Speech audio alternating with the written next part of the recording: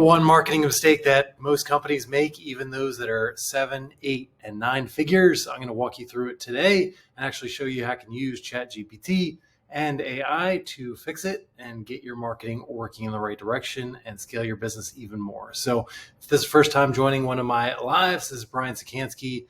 I am a direct response copywriter, primarily focused on email, but every day I'm going to be sharing what has worked with me as I work alongside AI and ChatGPT to develop even more high converting copy that works across various different industries.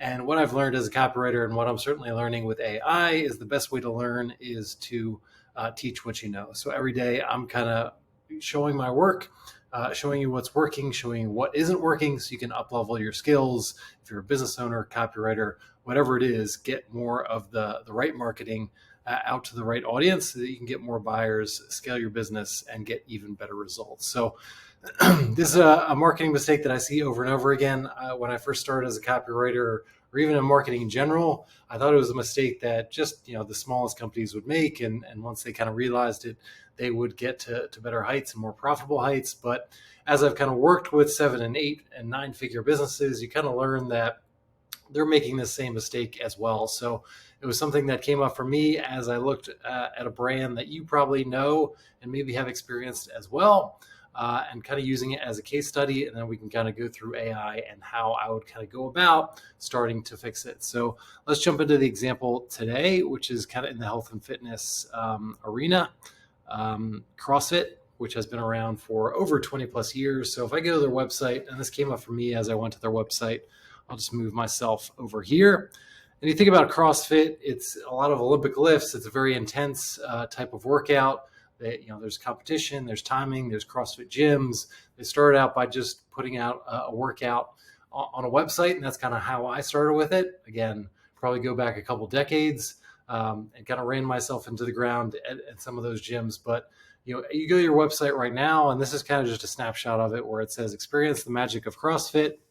And then it kind of gets into what we do and who we are.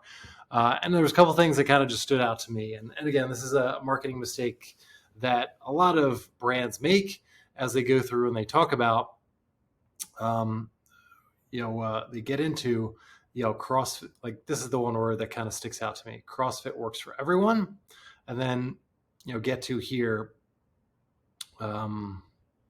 welcomes and unites people of all ages, abilities, and goals. Our workouts are accessible and effective for all. So if you think about CrossFit, again, maybe you haven't done CrossFit before, but for people like me that have, CrossFit is definitely not for everyone. There's plenty of people that I would say should never go into a CrossFit gym. They never should be doing these Olympic lifts. That's not to say that you can't tailor CrossFit exercises for people of different abilities. And I think that's what they're speaking to here on the website.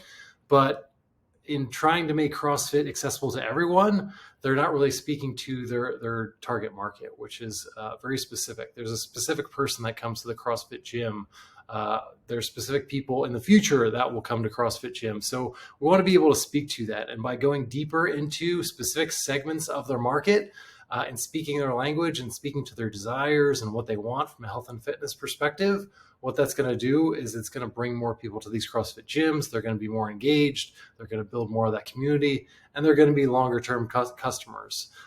So again, this is something I've seen over and over again is people want to go to the broadest possible market because they don't want to miss out on any potential customers, but their marketing becomes very bland and doesn't really speak to anyone. In effect, you're putting out websites, you're putting out ads that really don't speak to anyone, and you're kind of throwing away your money. So again, really thinking about what are the specific segments? What is the growth opportunities for CrossFit?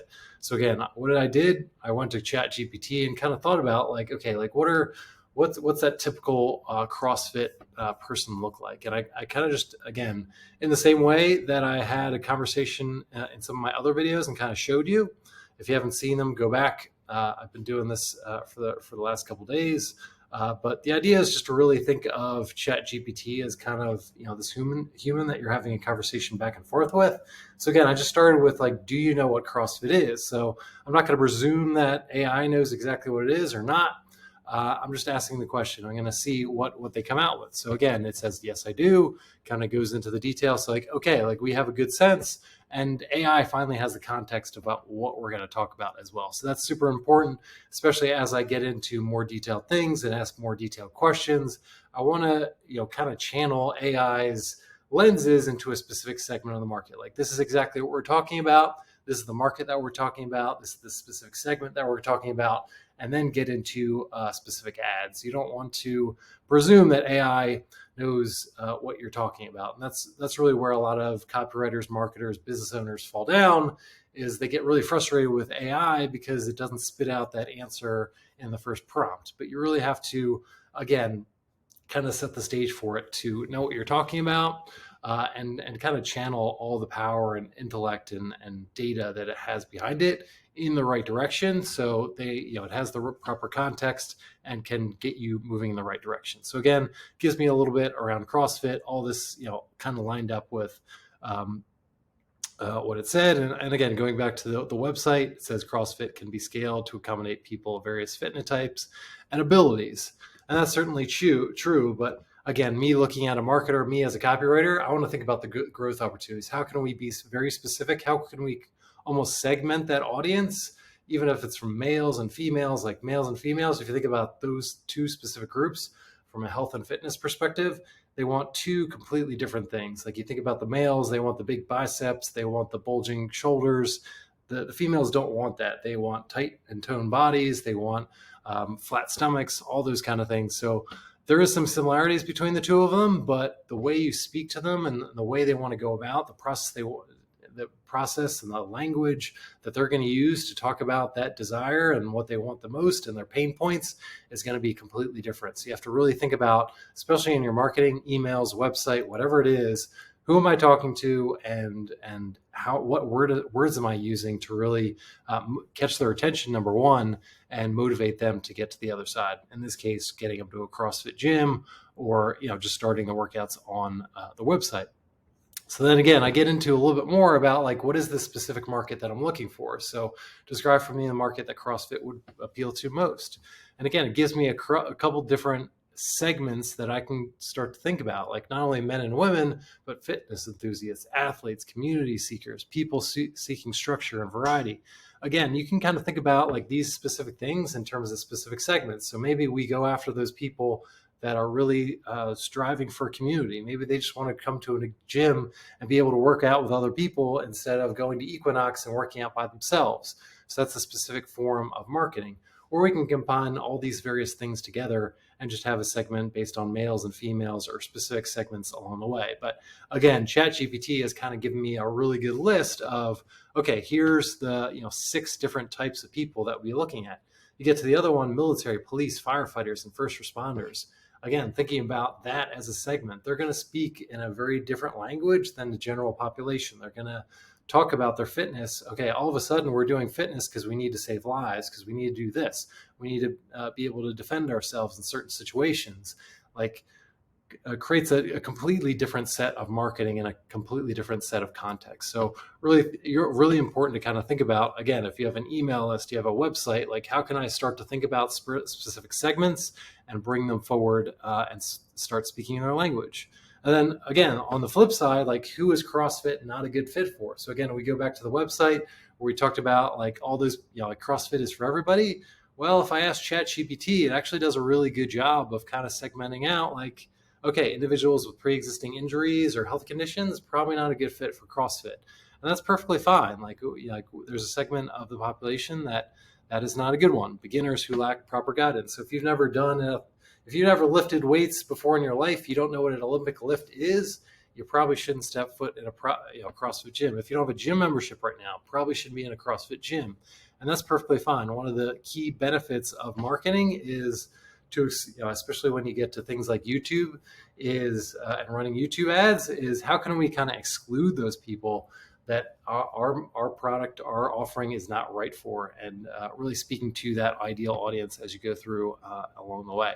Again, those people that prefer less intensity. Again, CrossFit's super intense, so we don't want to draw in those people that or other people that don't want specialized training. Again, That's why it goes to athletes and first responders. They want that specialized training along the way. So we want to really speak to those people as we go through.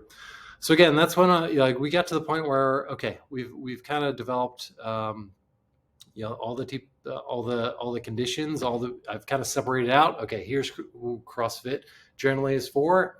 Second part, all about who is CrossFit not for. So now I want to start building out a buyer persona of CrossFit people. So like, again, as a first step in my marketing, I want to kind of describe like, what is that buyer persona? It could be from a male perspective, it could be a female perspective, whatever it is. So like, if you're just thinking about bringing those two together, like who is that specific person that we want to bring together?